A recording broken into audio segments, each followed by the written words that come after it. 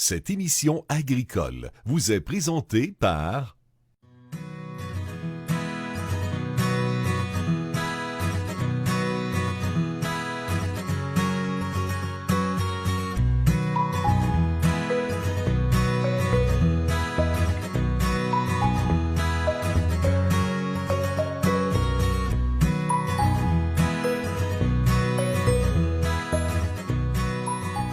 On se retrouve en direct des champs avec notre co-animateur de l'émission agricole du lever au coucher du soleil. Alors, Stéphane Roy, bonjour. Salut Richard, ça va bien? Oui. Et puis, je pense qu'aujourd'hui, on va vous saluer d'une façon très spéciale à vous qui nous procurez le fruit de la terre et du travail des hommes, comme le dit la prière eucharistique de l'Église. Vous faites un travail extraordinaire et cette bonne terre qui nous nourrit et nous, on est chanceux parce qu'on a de plus en plus de produits locaux qui sont produits ici et puis achetés et puis consommés par les gens d'ici. On va en parler un petit peu plus tard. Et dans un premier temps, Stéphane, j'aimerais savoir comment tu vis cette période de confinement-là. Comment ça se passe chez toi là, en tant qu'agriculteur? Ben, je te dirais que pour nous, côté agricole, il n'y a pas vraiment... Ben, il y a eu des différences, c'est certain. Avec les fournisseurs, il y a eu des mesures de prise, mais sur la ferme en tant que telle, on ne peut pas vraiment arrêter. C'est sûr qu'on fait attention avec la distanciation. Avec les fournisseurs, comme je disais, on se déplace moins. Eux aussi se déplacent moins. C'est vraiment juste les urgences qui se font. Mais pour la production agricole en tant que telle, les animaux, les productions au champ, ça n'a pas changé vraiment de grand-chose. On travaille, on est là, puis je pense que peu importe la production, là, ça ressemble à ça pour moi. Là, aujourd'hui, on t'a pris à brûle-pourpoint, c'est ça, je me reprends. Là, on t'a pris à brûle-pourpoint, on t'a appelé comme ça, et puis tu es justement à faire la semence du maïs, c'est bien ça? Oui, exactement. Aujourd'hui, on commence à faire le semis du maïs.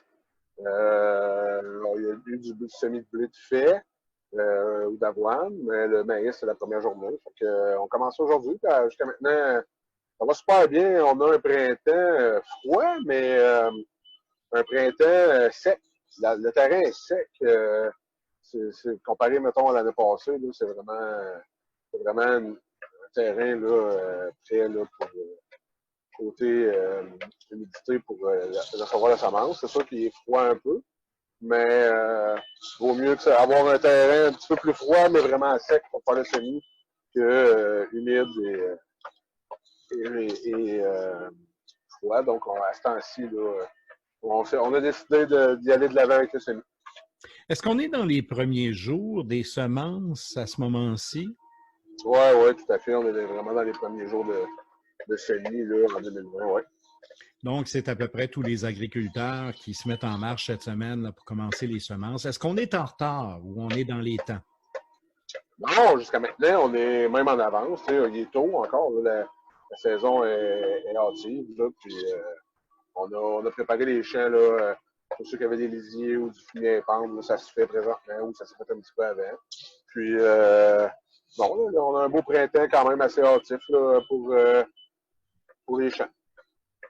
Alors, comme on peut le voir, c'est en direct depuis, évidemment, là, la machinerie dans le tracteur. Ouais. Notre ami Stéphane est au volant et pour faire la tournée de son champ, l'ensemencement.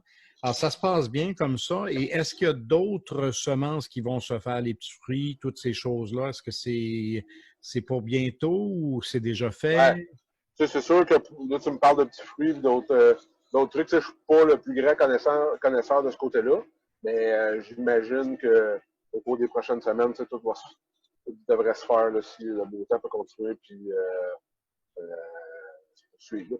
L'arrivée un petit peu plus de chaleur aussi. Là. J'imagine que tu as plusieurs hectares à ensemencer. Oui, on a 2600 acres, nous, à semer. 2600 acres à semer. Et ça représente quoi comme travail? C'est plusieurs jours, ça? Oui, c'est plusieurs jours. On a environ... En général, côté maïs, il faut dire toujours... faut que tu sois capable de faire ton maïs, de semer ton maïs en dedans de 10 jours de beau temps. Faut que tu sois équipé pour faire ça comme ça. Sinon, si tu dépasses ça un petit peu, c'est peux tomber avec les pluies et les journées de moins beau temps. C'est un gros 10 jours intensif là, de semis de maïs. Puis peut-être pour nous, le soya aussi. On fait surtout du maïs, du soya, un petit peu plus. Dans le fond, on va avoir 7-8 jours de semis de soya aussi qui va être intensif. Là. Les deux vont se faire en même temps, pas mal. Y a-t-il des particularités pour justement 2020? Y a-t-il quelque chose de spécial au niveau des grains, même les gens qui vous ont livré ces choses-là? Est-ce qu'il y avait des particularités dues au confinement ou garder les 2 mètres de distance ou y avait-il quelque chose de spécial? Oui, ben c'est sûr que pour les livraisons, dans le fond, il y avait les 2 mètres de distance à respecter, on se tient loin, puis surtout aussi comme les remises de papier, là, ça a été plus par email, au lieu d'avoir des bons livraisons, ce truc-là, ben, on reçoit maintenant par email, c'est plus facile comme ça. Là. Fait que c'est surtout ça qui a été mis de différent.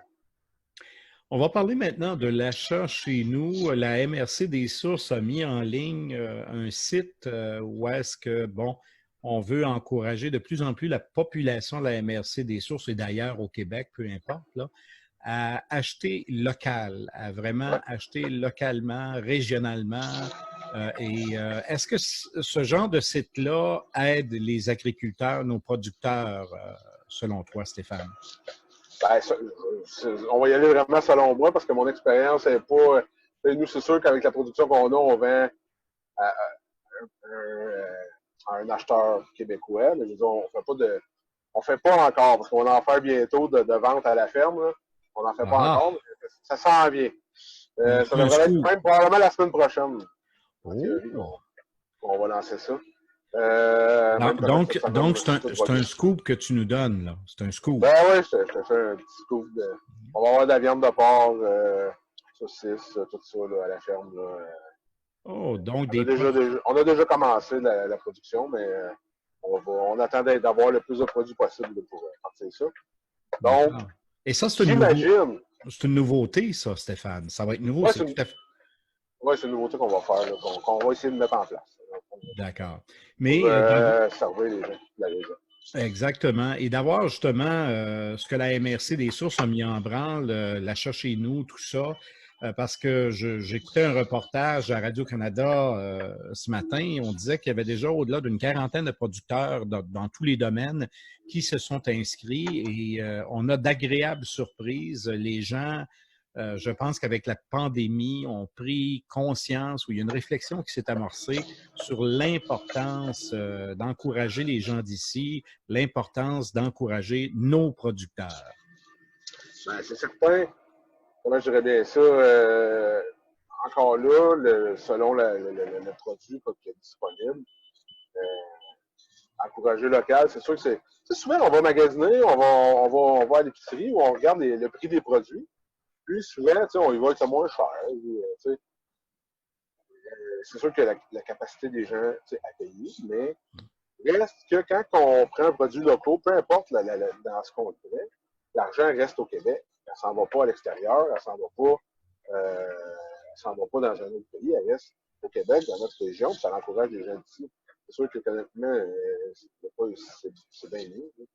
Mais ce que la MRC fait, c'est sûr que ça donne un endroit où les gens peuvent aller, puis voir ce qui se produit localement, puis avoir accès à ces produits-là, puis pouvoir y aller, les acheter, je pense, en ligne même. Exact.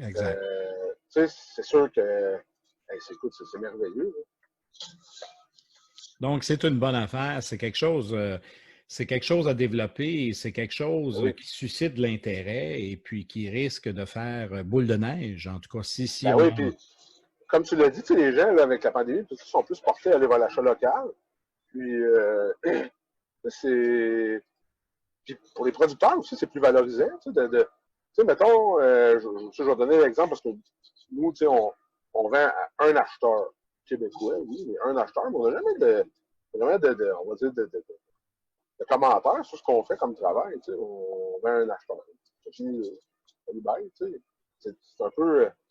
C'est le fun de voir, mettons, tu fais des produits, puis avec les visites qu'on a faites des fermes qui vendaient des produits ou que tu peux aller cueillir, vos fruits sont bons, puis on les aime, ou votre viande ou vos légumes ou vos pousses, c'est le fun de faire affaire directement avec le consommateur. Puis c'est valorisant aussi. Fait que c'est vraiment, moi, ce que je trouve vraiment, c'est vraiment une belle opportunité qu'il y a, puis un beau mouvement qui se passe, puis ça va remettre en valeur un petit peu le milieu de l'agriculture qui en a besoin aussi. Oui, effectivement, effectivement.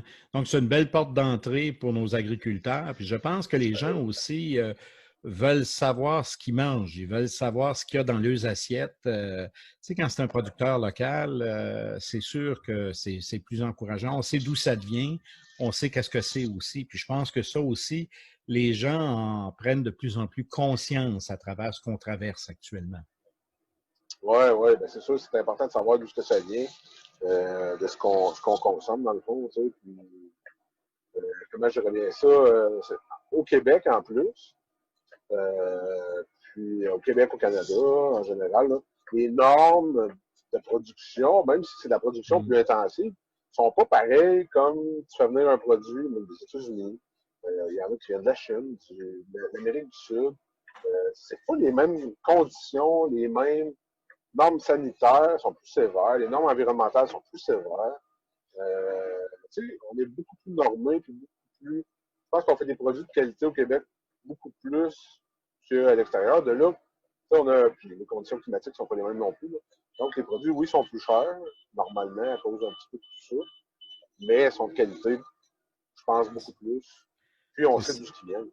C'est ça, on sait qu'au bout de la ligne, quand c'est dans notre assiette, on peut dire que c'est de la qualité. C'est vraiment là le fait qu'il y ait tant de normes, tant d'exigences pour nos agriculteurs. Donc, on peut vraiment se fier à ce qu'on a dans notre assiette et dire c'est de la qualité.